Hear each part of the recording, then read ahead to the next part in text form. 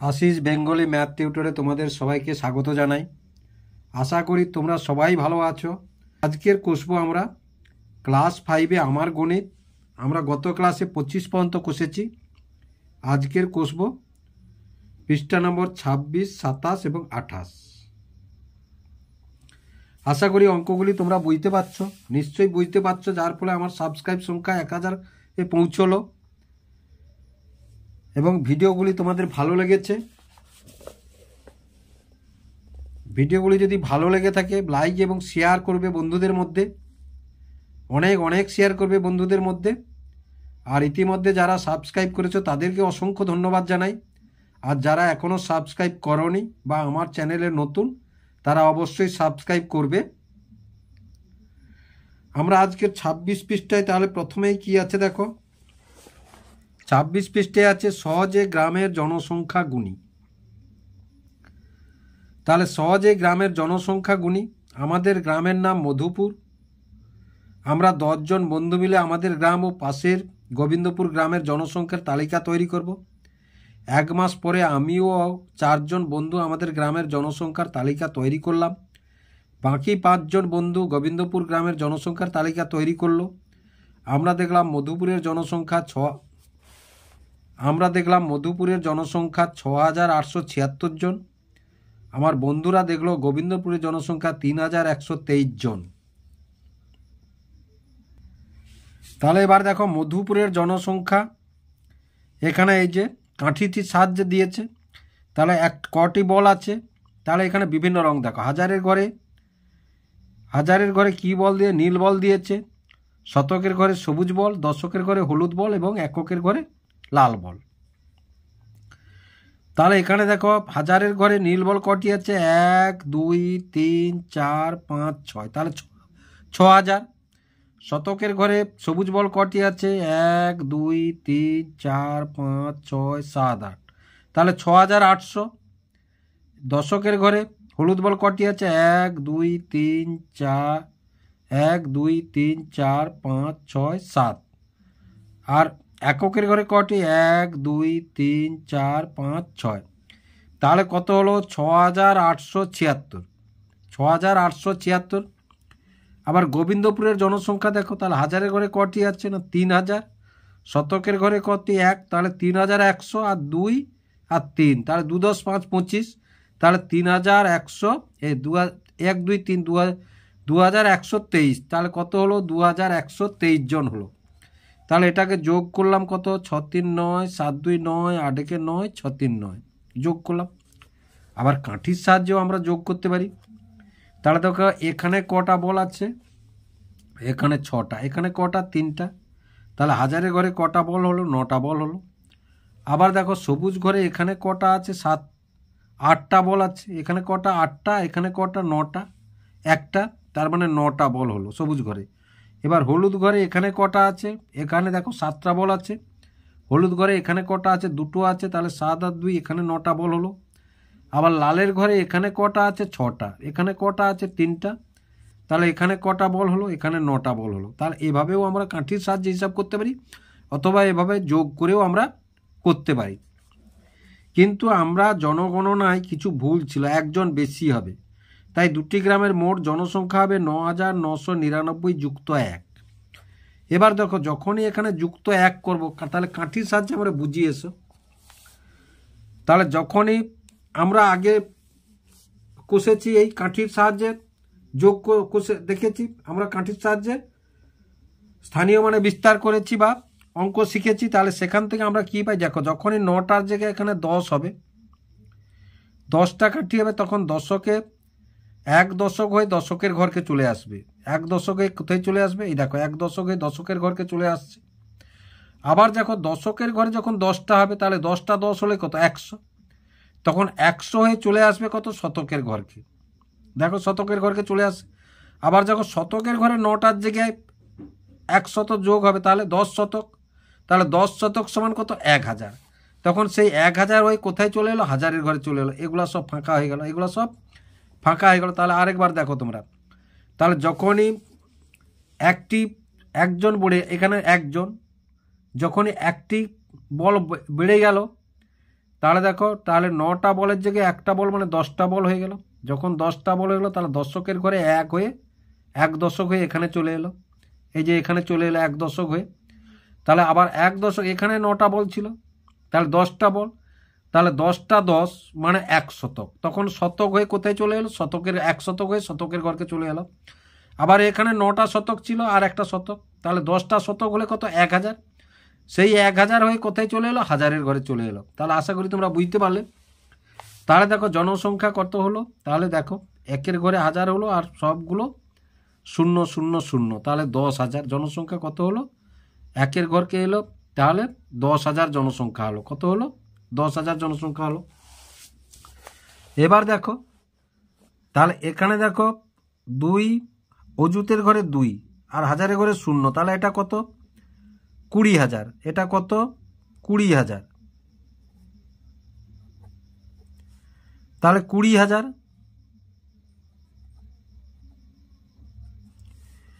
তাহলে দেখো এটা 20,000 হলো। তাহলে তার পরের ঘরে কি আছে না, দেখো অযুতের ঘরে কটি বল আছে? 1 2 3 4 5টি বল আছে। কটি বল আছে? 5টি। তাহলে এখানে 5 বসালাম আমরা, বাকি ঘরগুলায় 0 বসিয়ে দিলাম আমরা। তাহলে এটা দেখো 5 আর 0 50, তাহলে 50 আর 1000, তাহলে কত হলো? 50,000। কত হলো? 50,000। এটা কোথায় লিখলাম? এখানে কি লিখবো? 50,000। 50,000। তারপরে দেখো, তাহলে এখানে কি আছে? এখানে 1 2 3 4 5 6, তাহলে 6, এটা 6। এখানে কত আছে? 2। এ ঘরগুলোয় কি হবে? 0 0 0, তাহলে কত হলো? 6 10 2, তাহলে 62,000। কত? 62,000। তাহলে 62,000। 62,000। তাহলে আশা করি তোমরা বুঝতে পারলে এটা কিভাবে হলো। এবার 28 পৃষ্ঠাতে দেখো, তাহলে অযুতের ঘরে কটি বল আছে? 1টি 2টি 3টি 4টি 5টি 6টি 7টি। এ ঘরে কটি আছে? 1 2 3 4, তাহলে 4টি। এখানে 0, এখানে 0, এখানে 0, তাহলে কত হলো? 74।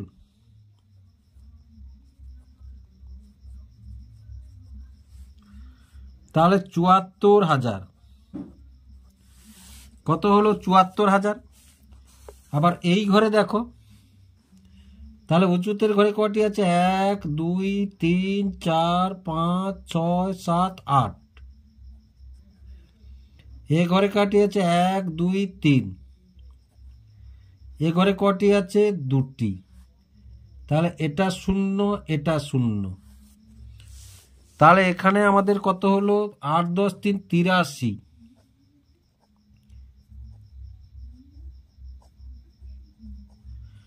83,200। তাহলে 83,200কে কিভাবে লিখব?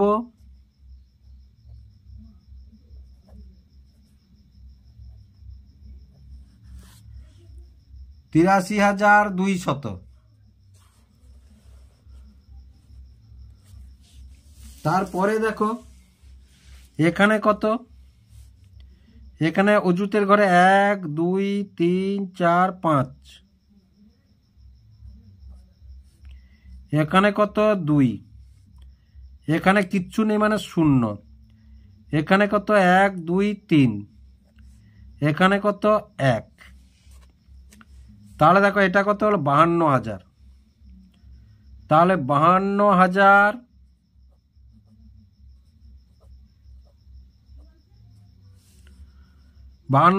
3 10 31।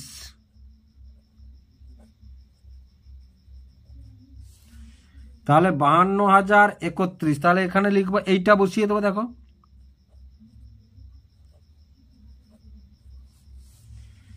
তাহলে 52,031 হয়ে গেল। তারপরে এটা দেখো, তাহলে এটা কত 1 2 3, এটা কত 1 2 3 4 5 6 7, তাহলে এটা 7, এটা কত 1 2 3 4 5, এটা কত 2, এটা কত 1 2 3 4, তাহলে দেখো 3 আর 7 37,000।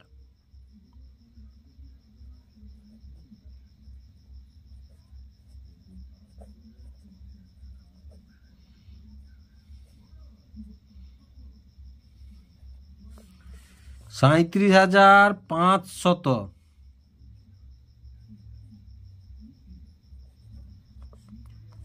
$524,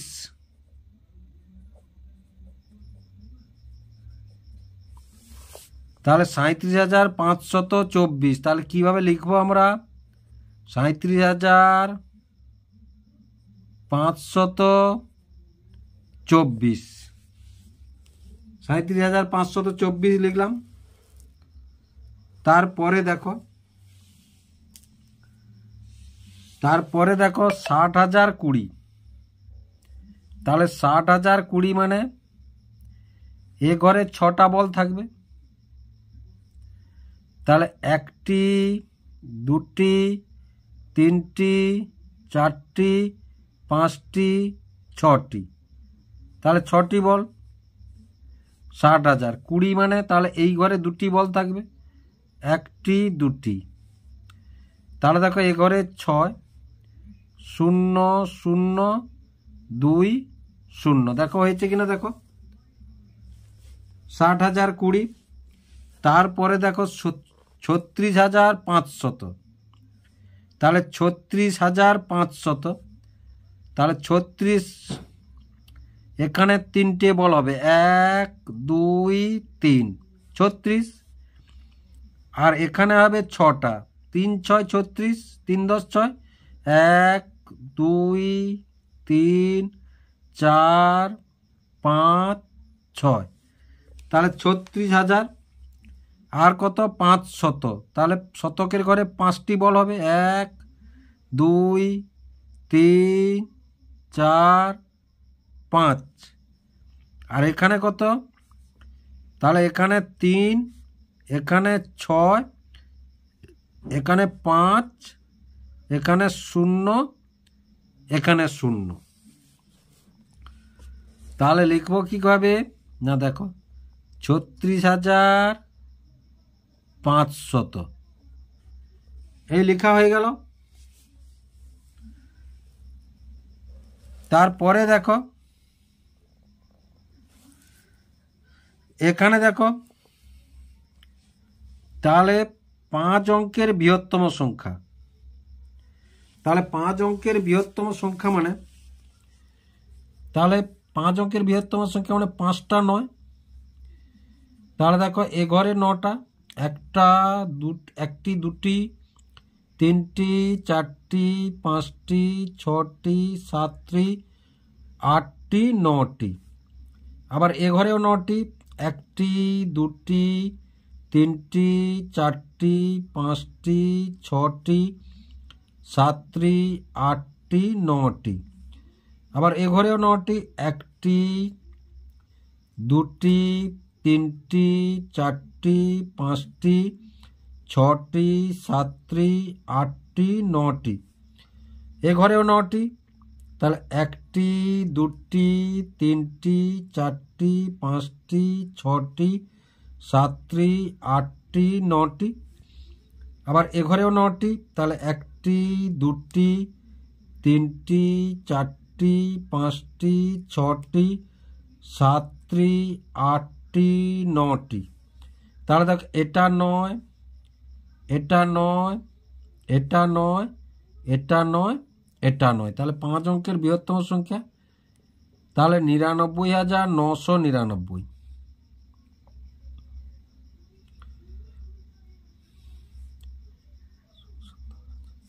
99,999 আমরা লিখলাম।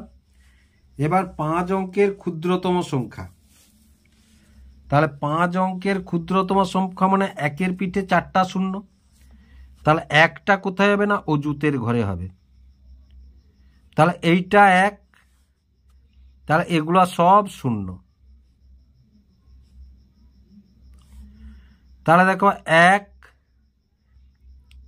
আর 4টা শূন্য, তাহলে 5 অঙ্কের হয়েছে কিনা 1 2 3 4 5, 5 অঙ্কের ক্ষুদ্রতম সংখ্যা, এটা 5 অঙ্কের বৃহত্তম সংখ্যা। তাহলে শিখন সামর্থ্য 5 অঙ্কের সংখ্যা স্থানীয় মানে বিস্তার করে লিখতে পারা। এখান থেকে কি শিখলাম আমরা না, 5 অঙ্কের সংখ্যা স্থানীয় মানে বিস্তার করে লিখতে পারা। আশা করি তোমরা বুঝতে পারলে কিভাবে অঙ্কগুলি এগুলি হলো স্থানীয় মানে বিস্তার করে।